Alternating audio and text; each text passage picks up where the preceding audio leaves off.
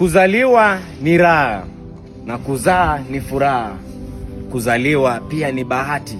Uzao au mtu anapozaliwa watu furahia. Baba hufurahia kwa kujivunia kuwa baba.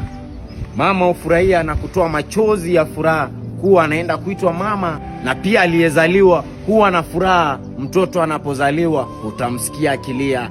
Wengi watasema kuwa anapolia inaonyesha kuwa yupo sawa, ile hali kwangu inaonyesha kuwa yupo na furaha kuja kwenye ulimwengu huu. Je, sasa likikukumba umezaliwa kuwa kifungua mimba au firstborn kwenye familia, majukumu yote ni kwako.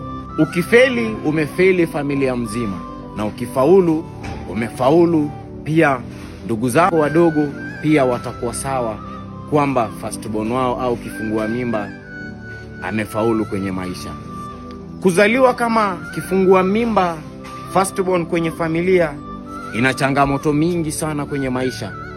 Manake kila jambo litendalo wengi watasema huyu kweli ni kifungua mimba? Haya anayotenda nani anataka yafuate? Kama kifungua mimba alishafeli, je, na hawa wenzake watafaulu kweli? Kuzaliwa kama kifungua mimba kweli na changamoto.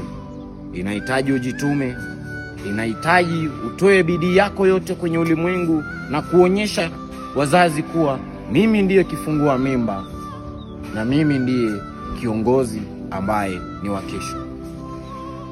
Kuzaliwa kama kifungua mimba kweli na changamoto. Nonsense.